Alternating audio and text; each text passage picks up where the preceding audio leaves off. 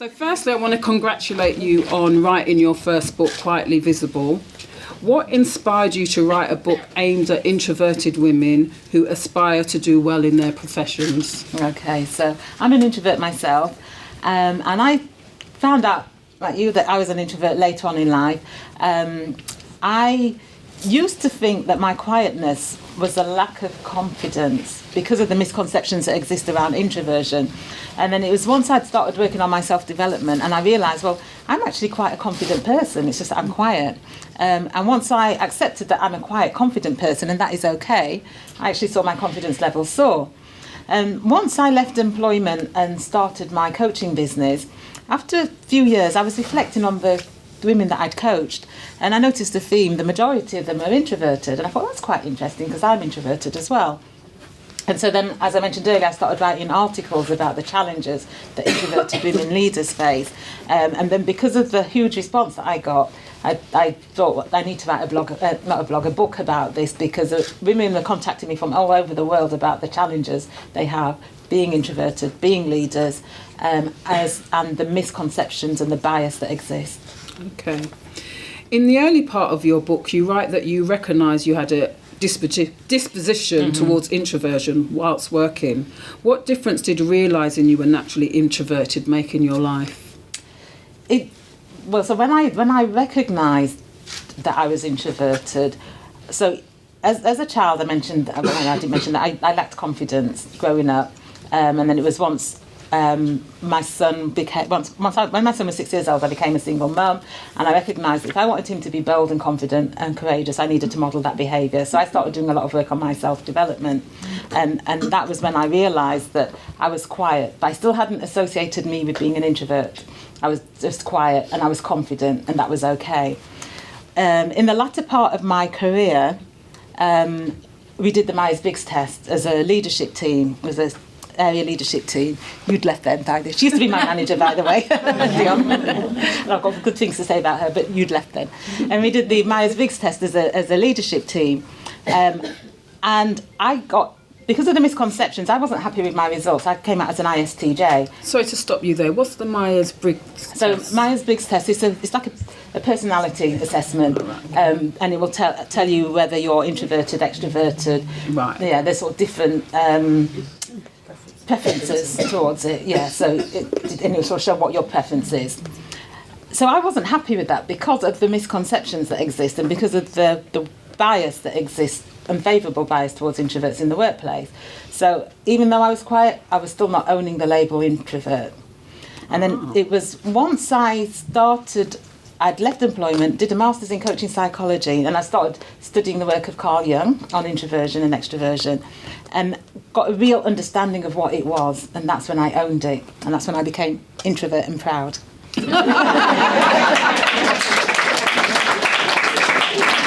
So now that you're introverted and proud, you've dedicated your business to helping women fulfil their potential, and particularly introverted women. And you do that through your writings, your coaching, workshops or public speaking. What aspect of your work has been proven to be really effective in helping women that are introverted? I'd say all of it, actually. So a lot of women, it starts off with the writing. So they'll read my articles and they'll tell me how much they've helped them. And then it will, so for example, and give you an example, an article that I wrote in 2014 on LinkedIn, it was in 2018, this woman contacted me from America to say that she needed some help in her business, but some women don't like to ask for help. Then she wasn't asking for help, so she Googled, why do women find it hard to ask for help? My LinkedIn article came up that I'd written 4 years previously, and she said that she followed the advice in my article, she took the steps, she went out and she got the help that she needed in her business, and as a result, she got what she needed. She created paint for furniture, so like furniture paint, and she needed people to use her paint on their furniture, and so she could have images of those on her website.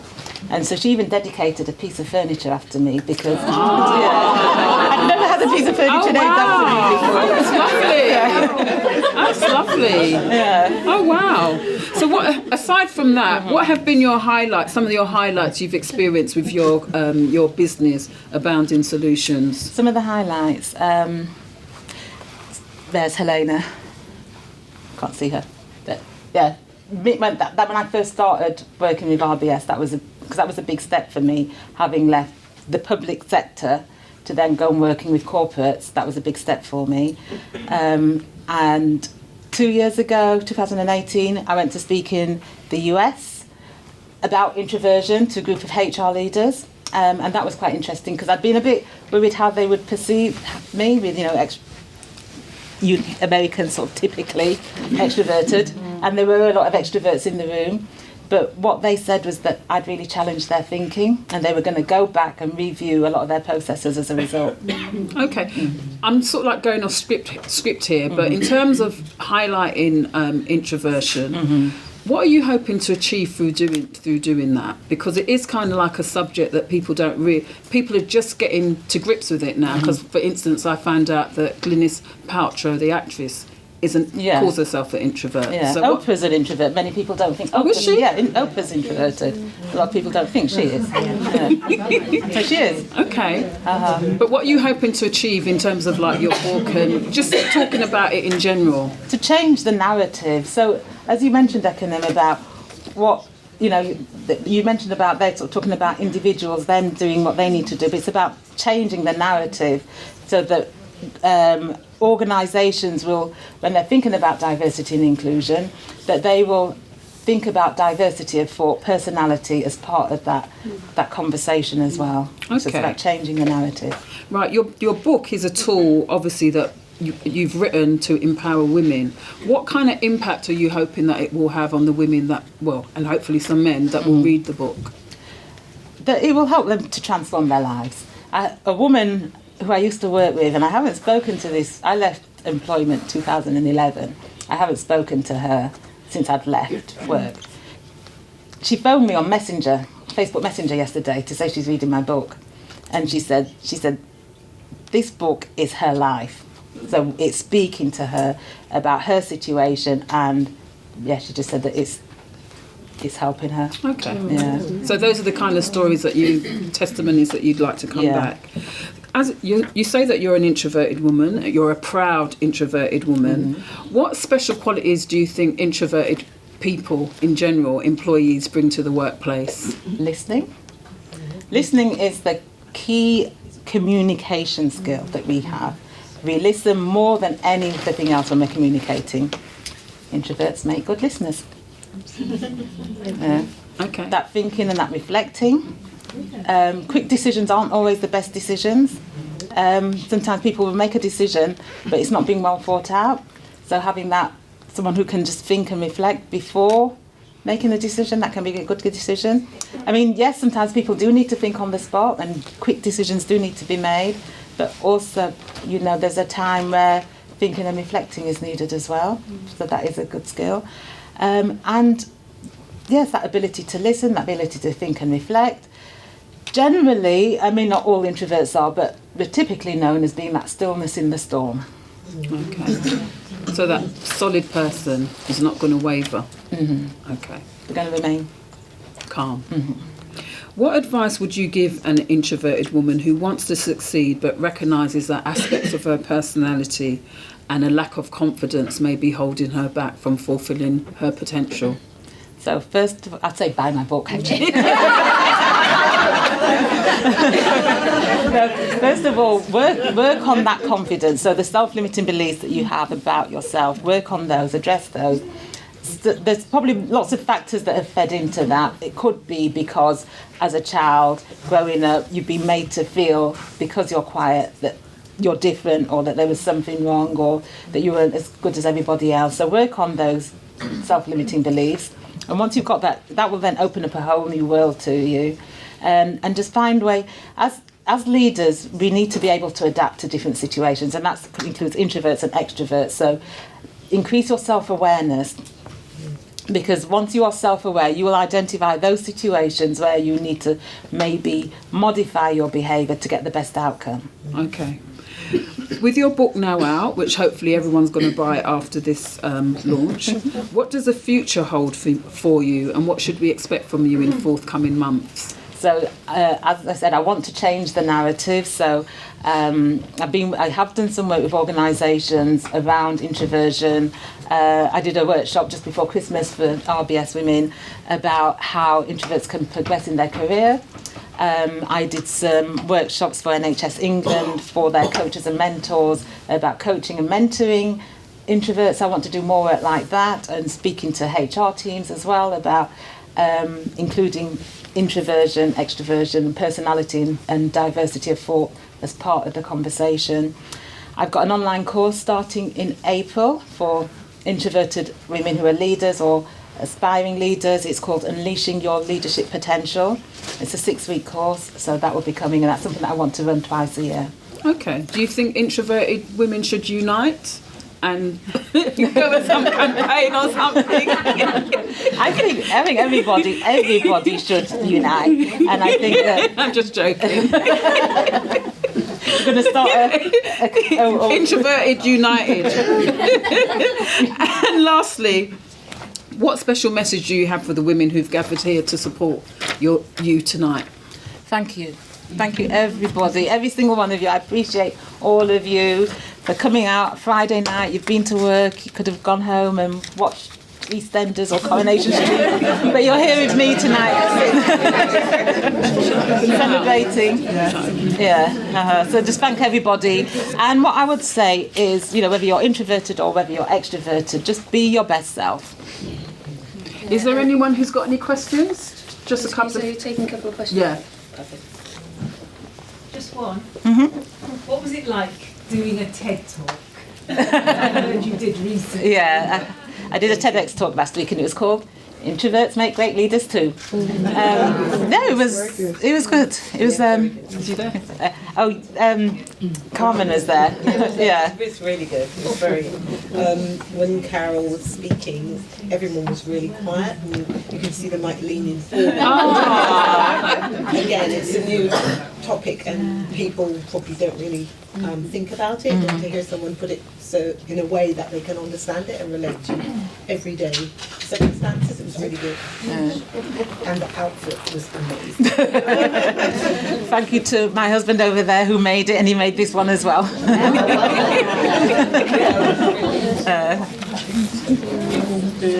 So I am what they call like a high energy person, and I'm an extrovert, but I'm also a very good friend. So, but I sometimes feel conscious because I do have a lot of introverts in my family, in my circle. So what advice would you have for extroverts like us? I mean, how do you deal with introverts? I mean, do you find us like overbearing or intimidating or like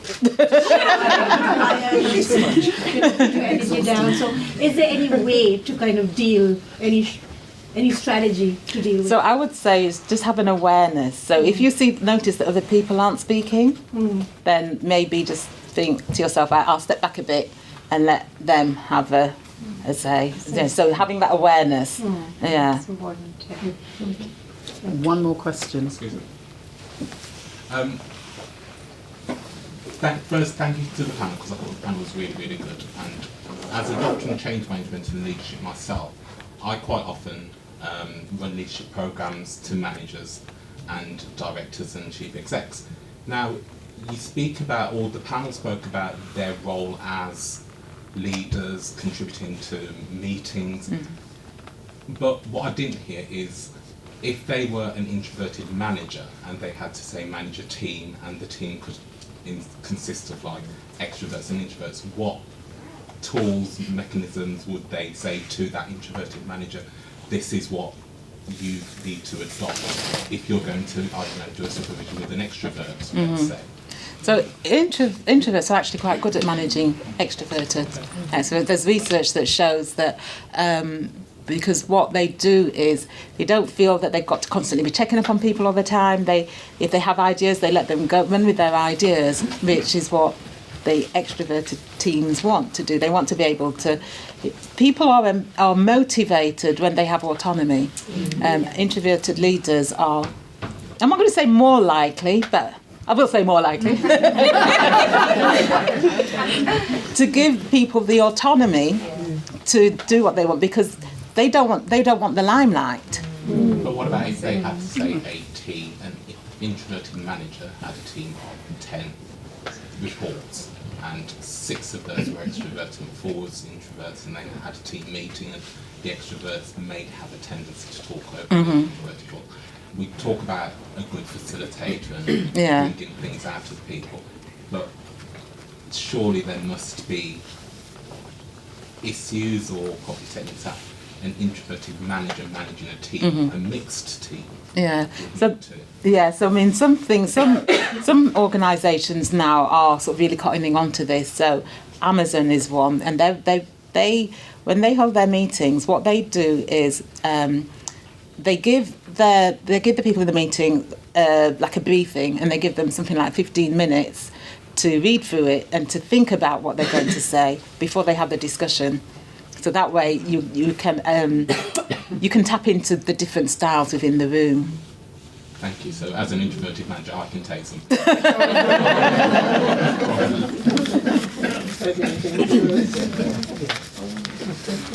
Yeah? So you gave the statistic that extroverts are 25% more likely to earn more than 40 grand a year from the Sutton Trust, but you also just mentioned that introverts are really good at managing extroverts, and I think someone mentioned that actually introverts for very senior leadership positions, there's more of them. And I was just wondering, do you think that if you broke down that figure of 40 plus more, you might actually see a bit more of an hourglass than a pyramid of like the number of introverts? As in, do you think introverts actually might be more successful at the higher level of leadership than compared to like a lot of middle management where you might find more extroverts and the more numerous 40k plus earners, basically? I mean, that has been my experience. I mean, when it comes to senior executives, I mean, there are different pieces of research that show different figures. So there's one particular, and I was researching for my book, that showed that of senior executives, only 2% were introverted. But then you may read another study that shows a different figure. That this particular research I was looking at when I was doing my research for my book showed that only 2% of senior executives are introverted, which is quite low considering that introverts make up between 30 to 50% of the population. I've actually got a follow-up from that. Do you ever question, because you deal so much between the difference of introversion and extroversion, do you ever read a study and really question what measure they're doing introversion and extroversion? Because you've got people who question whether they're introverted or extroverted, and it's really hard to find a golden measure for how to do that. And then you wonder, when you read these studies and they come out with such different findings, do you really question how that's measured? Yeah, and the thing is, when it comes to studies, that people are looking for things, and they can identify into their study or find what they want to find to justify their study, if that makes sense. Yeah. So yeah, I mean, I'm the kind of person that always questions things.